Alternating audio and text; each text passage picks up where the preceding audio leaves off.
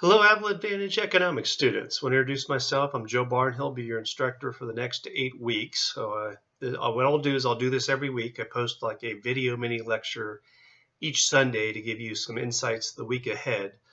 Probably this week's video lecture will be a little bit longer because I want to give you an overview of some things to think about and look for in the course. And of course, this week, we'll have chapters 1 and 2. You'll have a forum discussion. You have some quizzes that you'll do each week. And you also have some homework problems. And there's some other writing assignments throughout the course. But main thing to get started out, good thing is that the book is free for this class. So it's in your modules under resources. So you just click on the file. It will pop open your book. So you don't have to spend any money. So that's an economic win right away. Yay. So the other thing to do, probably starting today and immediately, is to definitely look at the course module. It's like a 20 to 30 page document that kind of gives an overview of everything each week, and also go through the modules in Canvas each week, because that will give you a indicator what you need to be working on each week. So I gave a nice overview at the beginning of the course. So really just kind of look through the course in Canvas and make sure you understand what the expectations are, and you'll do well. The main thing about an online course, especially my courses, if you stay on top of things, you'll do fine. If you fall behind on things, that's where you're going to get in trouble, especially with the forum discussions, because this is a online class. It's heavily weighted on the forum discussion, that you're active through the week. So you'll notice that the initial post needs to be a substantial post. So go back and look at what it means by being a substantial post. I have that in the forum discussion rubric in your big module, I call course guide, if you will. And you need to have a follow-up post by Friday to another peer, and then another post by Sunday. So you got to make a minimum of at least 2 posts to a peers, and these need to be substantial posts. It can't just be things like, I agree with your point. That doesn't really add a lot of value. So we want to see that you're engaged in critical thinking. And with the forum discussions too, in a macroeconomics course especially, there can be some controversial topics, especially with policy and different viewpoints. So it's very important that we are respectful of other people's opinions and be respectful in forum discussions too. Some things to think about in this course. What I will do is I will try to check in daily. We do have a large cohort, so I do try to stay active in the forum discussions, so at least respond back to you in your initial post. But know that I may not always get to every single person on initial post, but I will try to get there and kind of engaging you through the week. I'll try to check the course daily and get back to you if you have any questions. I'll check the inbox and get back to you that way. The first week, we look at chapters 1 and 2 in your readings. Chapter 1 kind of starts off with the concept of scarcity. There are unlimited wants and limited resources, and as our population continues to grow globally, we're asking questions, how do we provide all this equitably, and what is fair, and how do we organize economic systems to provide the amount of goods and services that everybody wants. But at the same time, there are trade-offs too, and some of these trade-offs can be negative externalities in the form of pollution, or that there's so many people it now takes me an hour just to commute 10 minutes to work. Okay, so there are trade-offs in economics, and those are the things that we look at. We also consider the concept of models too. This is a macroeconomics course, so the models deal more with GDP, inflation, unemployment, but the model is a way that we can examine the economy, and that we would expect that if this action takes place, then this will be the result. And with any models, they're not guaranteed. It's like, if we do this particular monetary action, should this occur? If we look at models for the future right now, at least the market is saying that things are positive. We hit a record high of 20,000 in the Dow, and the future is looking somewhat optimistic right now with all the economic variables, but there's still a lot of unknowns because of unknown policies right now. From both the fiscal side and what the monetary side might do, that is the Federal Reserve. So we're going to address those things in this course. And even this first week's forum discussion kind of deals that with some potential trade implications, immigration policies, dealing with other countries. How does that impact supply and demand? And how does that impact other factors in our global economy, or our local economy, or national economy? So They do mention Adam Smith. He's kind of our godfather or father of economics, you will.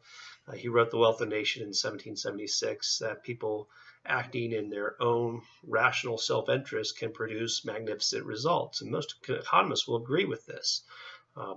There's kind of two schools of thoughts, whether people are rational or irrational when it comes to economic thinking for individual choices. But individuals together working collectively can produce some pretty amazing things, especially, we're dealing with technology. And I was watching a video on Netflix. If you have Netflix, I highly recommend this video, or what we call a documentary. It was about algorithms. And it's the ability of how we use these algorithms today. Even the camera that you're watching me on the day, like I see a little box around my face.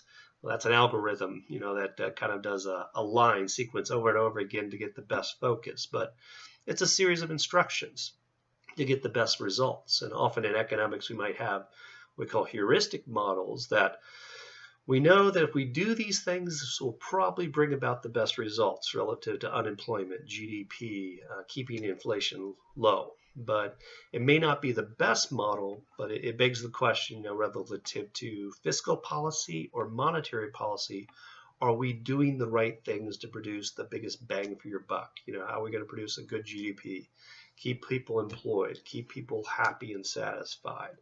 And that's what makes economics so interesting, especially the macroeconomic level, because you're dealing a lot with politics, you're dealing a lot with policy, and what is the best thing?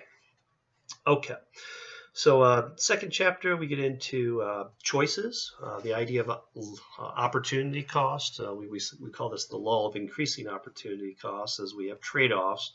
They start off what we call budget constraints. So if I am given an X amount of dollars per week, and I can decide between spending $10 on lunch and $20 on a pair of shoes, and I have $200, I can make choices along a line, and I try to maximize my level of happiness. In economics, we call that utility. So we're trying to make choices in life that are going to maximize our happiness. And the way I think, the way a lot of economists think, is like you have three choices in life. You have a choice to work, you have the choice for consumption, and you have the choice for leisure.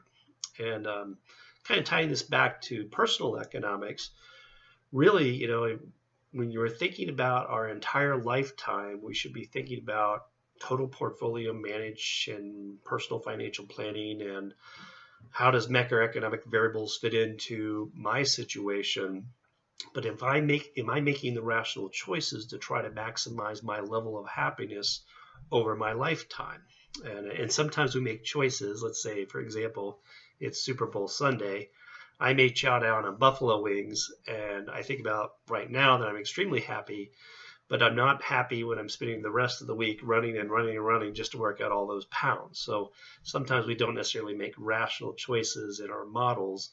And that's the question economists ask too when they look at these models. If I implement this policy from a macroeconomic perspective, is this going to trigger some action by individuals that will result in something positive? Okay, so that can relate to taxes, tax incentives, or fiscal spending. But one of the main models you're going to look at this chapter is called a productions possibility curve, because it really drives home that concept of the law of increasing opportunity cost. That is, I have certain specializations of labor and economy, and we like that specialization of labor. It creates what we call economies of scale, producing units or services at a lower per average total cost, make things more technically efficient, economically efficient. But the idea shows with this basic model that I have trade-offs in an economy, and I can, if I produce more guns, I have to sacrifice more butter, or if I produce more butter, I have to sacrifice more guns each time. So there's not a nice, easy trade-off each time. That's why it gives that bowed-out shape on the curve. And it's saying within a simplified economy, if I'm inside that curve, we're not maximizing all our labor and resources. We could actually be at a higher point on the curve. Right now in our economy, we've gotten to a much lower unemployment, where we are at a high of like 10%. So it's bound like maybe 4.7, 4.8%.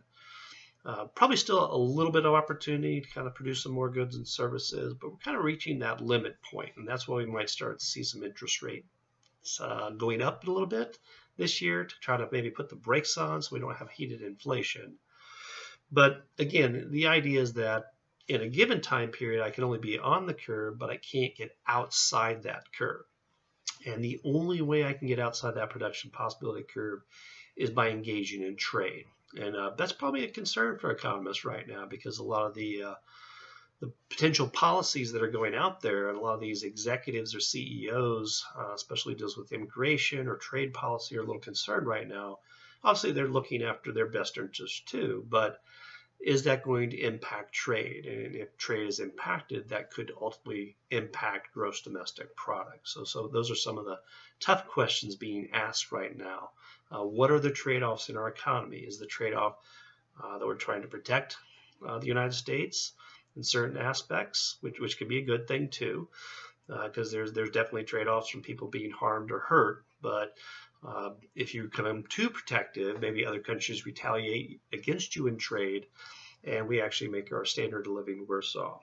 Okay, so that was my mini lecture this week. It's a little bit longer this week because I want to give you an overview of some of the things in the course, but expect to get one of these each week. Will probably be about 6 minutes. But otherwise, I look forward to talking to you online. Enjoy the Super Bowl and have a great week. Take care.